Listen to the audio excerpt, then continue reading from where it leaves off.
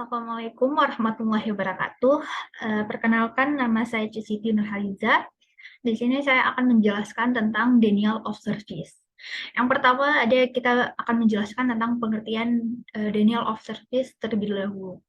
Serangan denial of service merupakan jenis serangan terhadap sistem dalam jaringan internet dengan cara menghabiskan resource yang dimiliki oleh suatu sistem sehingga tidak dapat menjalankan fungsinya dengan benar, dan secara tidak langsung mencegah pengguna lain untuk memperoleh akses layanan sistem yang diserang tersebut.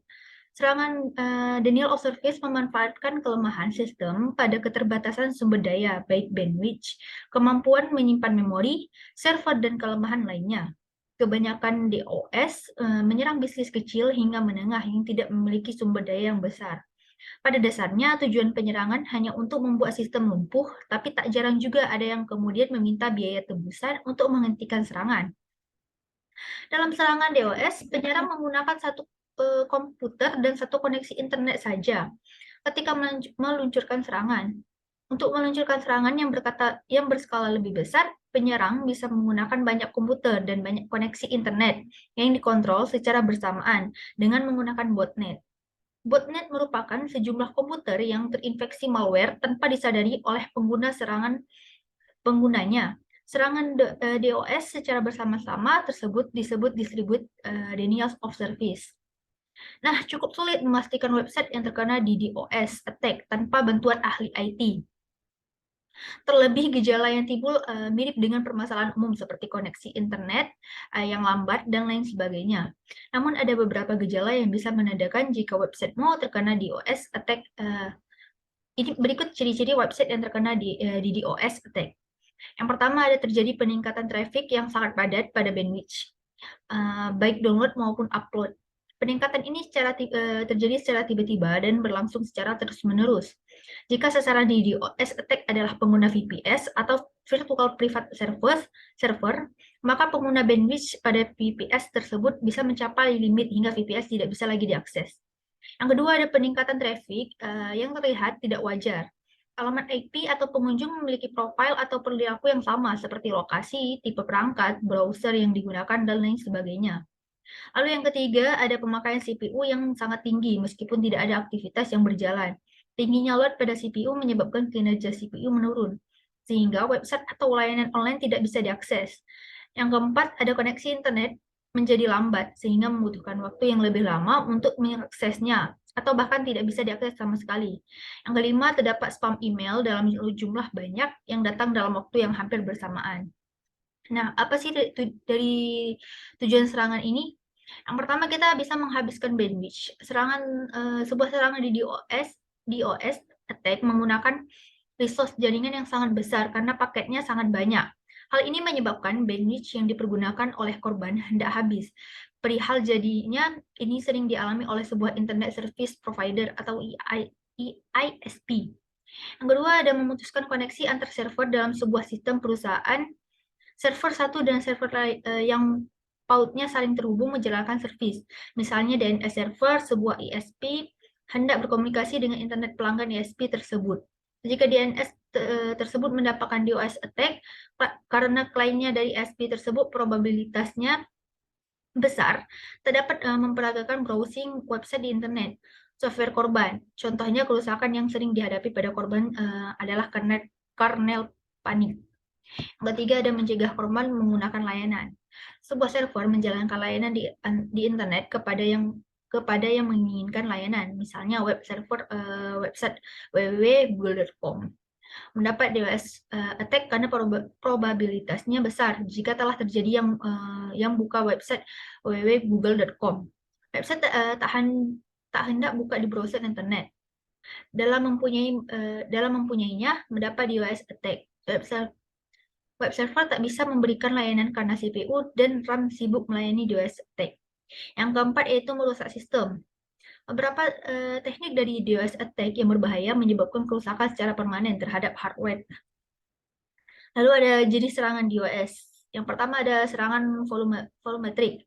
Serangan jenis ini memanfaatkan limit dari bandwidth pemilik website dan menciptakan kemacetan traffic secara konsisten dalam volume yang besar, sehingga bandwidth akan kewalahan menghadapi setiap traffic yang masuk dan menyebabkan server lumpuh. Serangan di DOS volumetrik bekerja dengan cara memanfaatkan botnet jaringan komputer yang dikendalikan dari jarak jauh. Untuk menciptakan traffic besar-besaran, serangan ini diukur dalam bits per second atau BPS dan merupakan serangan paling banyak dilakukan dalam DDoS attack. Contoh serangan volumetrik yaitu ada UDP, DNS, dan ICMP. Terus yang kedua ada serangan protokol. Jika serangan volumetrik dilakukan dengan menghabiskan bandwidth dan penggunaan website, serangan protokol justru dilakukan dengan menghabiskan sumber daya server. Cara yang dilakukan yaitu dengan membanjiri sistem web dan sumber daya server dengan membuat permintaan protokol palsu untuk menggunakan sumber daya yang tersedia. Serangan ini diukur dalam paket per second BPS. Contoh serangan protokol yaitu ada Smooth DDoS, Synflood, dan Ping of Death. Yang ketiga ada serangan layar aplikasi. Seperti namanya, serangan layar aplikasi memanfaatkan kerentanan layar di dalam aplikasi seperti Apache, Windows, dan OpenBSD untuk menyerang. Serangan ini berupaya untuk menurunkan server dengan cara membuat sejumlah permintaan yang awalnya tampak normal dengan meniru perilaku traffic pengguna. Karena serangan layar aplikasi hanya mengandalkan fitur tertentu dari suatu aplikasi atau situs web, maka seringkali ini luput dari perhatian. Kekuatan dari serangan ini diukur dalam request per second atau RPS. Contoh serangan layar aplikasi adalah Slow Loris, Advanced Presenter DOS, Zero Day DDoS Attack. Nah, apa sih jenis-jenis serangan dari DOS? Yang pertama ada monitoring traffic secara reguler. Hal pertama yang perlu kamu lakukan untuk mencegah serangan di DOS adalah dengan memantau traffic situs web secara rutin, sehingga kamu memiliki gambaran jelas tentang bagaimana tren traffic di websitemu. Jika kamu dapat membedakan mana yang masuk traffic normal dan traffic yang mencurigakan, maka kamu akan mengetahui gejala di DOS attack dengan lebih cepat. Yang kedua ada menggunakan proteksi berlapis. Menggunakan proteksi berlapis adalah cara yang untuk mencegah serangan DDoS pada website. Kamu bisa mendapatkan keamanan kepada sistem situs web dengan menggunakan beberapa layanan penyedia proteksi seperti firewall, anti-spam, content filtering, virtual private network. Lalu yang ketiga ada tambahan bandwidth jaringan. Kamu sudah mengetahui jika DDoS attack bekerja dengan cara membanjiri traffic ke sebuah jaringan. Untuk itu perlu adanya peningkatan kapasitas bandwidth jaringan agar websitemu tahan terhadap serangan DDoS. Semakin besar bandwidth yang kamu punya, maka akan semakin sulit bagi peretas untuk meluncurkan serangan DDoS ke website kamu maupun sistem keamanan lainnya. Yang keempat ada bangun redundancy server. Memiliki bandwidth yang besar tidaklah cukup untuk menahan serangan DDoS yang lebih besar. Untuk itu, kamu perlu membangun redundancy dengan menyediakan server tambahan yang dapat digunakan pada saat runtime untuk pencadangan penyimbangan beban dan penghentian sementara server saat tiba waktu pemeliharaan. Yang kelima ada gunakan CDN. Cara lanjutnya yang bisa kamu lakukan untuk mencegah DDoS attack adalah dengan menggunakan Content Delivery Network atau CDN. CDN akan membantu kamu menyaring permintaan-permintaan yang tidak normal ke dalam situs web kamu melalui protokol port yang ditetapkan oleh CDN. Dengan menggunakan CDN, traffic websitemu juga akan lebih seimbang sehingga server tidak mudah kewalahan. CDN bekerja dengan menyebarkan traffic ke seluruh server di lokasi yang berbeda. Hal ini menyulitkan peretas untuk menemukan server asli milikmu untuk meluncurkan serangan DDoS. Nah, kesimpulan dari penjelasan saya yaitu untuk para pemakai jasa internet adalah bahwa cybercrime merupakan perbuatan yang merugikan. Para korban menganggap atau memberikan stigma bahwa pelaku cybercrime adalah penjahat. Modus operasi cybercrime sangat beragam dan terus berkembang sejalan dengan perkembangan teknologi. Tetapi jika kamu amati dan diperhatikan semakin sama, hendak terlihat bahwa banyak di antara kegiatan-kegiatan tersebut mempunyai sifat yang sama dengan kejahatan-kejahatan konvensional.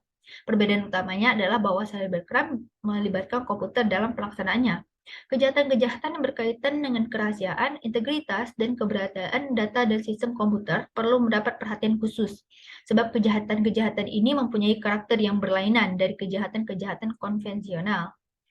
Nah, mungkin itu saja yang bisa saya jelaskan kepada teman-teman. Wabillahi taufiq wal hidayah. Wassalamualaikum warahmatullahi wabarakatuh. Bye-bye.